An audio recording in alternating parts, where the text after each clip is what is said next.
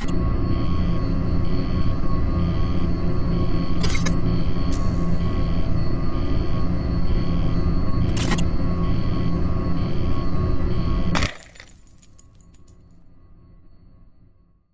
everyone, welcome back and thank you for taking the time out of your day to stop in. This week we are discussing a cold case from Colorado that was suggested by one of our fellow viewers, Bob. Marilee Burt was a bright, beautiful girl who was abducted on her way home one fateful night in 1970. Her body would unfortunately be found the following day. For 50 years, her killer has been an enigma that has plagued not only her family but the community of Littleton as well. So please join me as we remember Marilee Burt. Marilee Ruth Burt was born on January 28, 1955 in Littleton, Colorado. She was the only daughter of parents Alan and Sherry Lee Burt, who also had two older sons, named Raymond and Alan Jr. The Burt family was well known in the community since Marilee's father was the general manager of Burt Chevrolet, a popular automobile dealership. Marilee was very active, participating in dance, specifically tap and ballet. She had aspirations of going to New York City and joining the ballet company. She also participated in water skiing, gymnastics, and cheerleading. Marilee was also a good student, being involved with the student council and was very popular amongst her peers, who believed she was good at everything she tried. She was just a talented and sweet person. Anyone who met Marilee never had a bad thing to say about her, and vice versa. Her home life was much of the same. Her family adored her, especially her older brother Raymond, who she was pretty close to since the pair danced together in competitions. However, the Burt children were required to follow certain rules, which included never accepting rides from strangers and never walking home alone. On the evening of February 26, 1970, Marilee cheered at the basketball game at her school, Goddard Junior High. After the game ended, her mother was supposed to pick her up from the school, but Marilee grew tired of waiting. It was already dark and the weather was rather cold, especially since she was wearing her uniform, so Marilee chose to head on foot rather than attempting to catch a ride or wait any longer. The walk itself would have only been 10 to 15 minutes since the home was located in nearby Columbine Valley. But unfortunately, Marilee would never make it home. Coincidentally, her brother Raymond was driving home around the same time, which was about 6:50 p.m. When heading towards the family home, Raymond traveled down South Middlefield Road when he passed a girl. He didn't think much of it and kept traveling forward, passing another vehicle. This other vehicle, however, had flashed their lights, which prompted Raymond to look in his rearview mirror. He observed a two-tone truck pulling over to talk to the pedestrian he had just passed. Raymond arrived to the family home on Wedge Way when he had a realization. The girl had been his younger sister, Marilee. Marilee styled her hair in pigtails, which she didn't do, so this, combined with the darkness, caused Raymond to not recognize her. Raymond quickly returned to the spot where he last saw his sister, but she was already gone. It had only been about 5 minutes. Marilee was only about 2 miles from the safety of her home when she went missing. Her family began a quick and frantic search, reporting her as a missing person to the sheriff's office. Marilee's clothing was disclosed to the public as well. She was last seen wearing her green cheerleading outfit, which was emblazoned with a gold letter G, with a green skirt that had gold pleats. Located on the sleeve was the number 70, and her first name was on the back. She also wore a dark nylon windbreaker. Her personal items included 3 textbooks and a purse. Several independent witnesses recalled seeing a young girl walking the roads Berry Drive, Bowles Avenue, and Middlefield Road, which would have been part of her route going home. Raymond was also interviewed and was able to provide a very vague description of the truck and its driver. The vehicle was a 2-tone pickup truck determined to be a late 60s model, driven by what Raymond assumed was a white male in his 30s or 40s. The male had dark-colored hair with what appeared to be a receding hairline and sideburns. This wasn't much, but it was definitely a start. Search teams canvassed the area where she was last seen throughout the night, but she wasn't found and the search continued. Around noon the following day, Jefferson County road crew broke the tragic news. Marilee's nude body was discovered in Deer Creek Canyon under a bridge overpass several miles away from where she was seen. She was only 15 years old. Her clothing, books, and purse were not found at the scene, but investigators did discover a rope next to her body. An autopsy determined Marilee died from strangulation and she was assaulted. She also suffered a blow to the head from a blunt object. The hit to her head didn't fracture her skull, but the medical examiner determined it was probably enough to render her unconscious.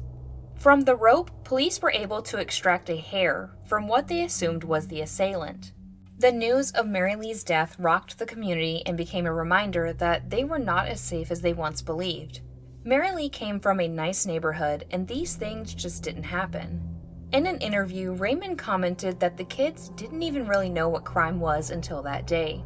The Burt family held a funeral the following Monday at the First United Methodist Church of Littleton. During her service, the priest described Marilee as an angel with the proper amount of mischief to make her superbly human. She was laid to rest at the Chapel Hill Memorial Gardens in Littleton. While the community was still grieving, it didn't stop the investigation. Police created task forces to cover different leads, which included the truck, questioning the families of the Columbine Valley, questioning associates of the girl, and examining their past records for known offenses. The family believed Marilee must have known the driver because she would have never talked to a stranger, let alone gotten into a car with them.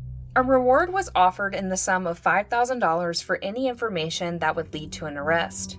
This entire process did drum up several suspects, but with no solid evidence, police were unable to convict anyone. Despite the hands-on approach, police hadn't turned up new leads, and the ones they did have dried up or hit a dead end. So unfortunately, the case was classified as cold. Not much could be found in regards to those that they suspected were responsible for this, except for one individual in 1981. A volunteer gym instructor was brought in due to his 30-year history of assault charges on girls and disabled women. Marilee was attending the gym where this instructor was working. Police did question this individual and took DNA samples from them, but again, due to a lack of information, it resulted in no charges being filed against the instructor. Throughout the years, police have received tips which prompted a case review. The advancements in forensic analysis allowed investigators to run the DNA from the hair collected at the scene, which yielded a full donor profile. But at this time, they refused to say much more about their findings. The DNA has also gone through the local and federal databases of suspects, but at this point, we can only assume they've gotten no hits. However, police have stated the new information from the DNA has allowed for the suspect list to narrow. This included not only the aforementioned instructor, but around 30 other suspects, including her brothers and family friends. In May of 2021, the reward for information leading to an arrest was up to $30,000, with hopes that the increase will allow investigators to collect more information and hopefully bring the killer to justice. Reportedly, the cold case team still receives several tips on her case every year. They consistently follow up on them, so much so that the investigators who work her case don't even consider it to be cold. Marilee's family also never stopped fighting for justice. Marilee Burt, her mother, spent decades trying to find her killer, even devoting her time to working with various programs that helped victims. Sherry unfortunately died in 2013 with no answers, and according to Raymond, spent her life feeling guilty and tortured for what happened. Marilee's niece, Marilee Burt, hopes to continue the chase for justice that her grandmother pursued. She wants to not only bring peace for her father, but also for the aunt she never had the chance to know. She wants justice for her family. If you or anyone you know has any information in relation to the murder of Marilee Burt, please contact the Metro Denver Crime Stoppers. I'll put their information up on the screen now. Tips can also be anonymous. Thank you again to Bob for reaching out and sharing this story with the community. We really do appreciate it, and I'm sure the Burt family does as well. I also wanted to share a little add-on that Bob told me. Marilee was at one point considered to be a very early victim of Ted Bundy, but the timelines didn't add up since he was in Washington state at this point and was not in Colorado until several years later. I honestly didn't want him to take the spotlight since her case is already hardly discussed, and for some weird reason, everyone just loves Ted Bundy, and this isn't about him. But I just included the factoid just in case you do your own research and stumble upon this theory. I want to just spread awareness about these cold cases so we can kick up some dust and maybe cause something to happen. Because the sad reality of this case is the perpetrator has probably died. Any witnesses from 50 years ago are probably dead. So we have a very slim window to get something accomplished here. The Burt family deserves to know the truth about who took the life of Marilee. As always, if you found this to be informative, please consider giving the video a thumbs up. And if you're new here, we would love to have you join us under the ash tree. Thank you all for supporting me and showing love. You always make my week. And I do want to apologize again for taking down last week's video. It's just one thing I can say about myself is I'm not a monster, and I can respect the wishes of those who are healing and dealing with such a tragic situation. So I send nothing but good vibes to the family and hope the best for them. Because the thing is, I started this channel to not only spread awareness, but create a very respectful and safe community. And from the responses I received from all of you, it seems I'm doing just that. Thanks for making me proud, guys. You really are the best. As always, I will see you in the next one. Bye, friends.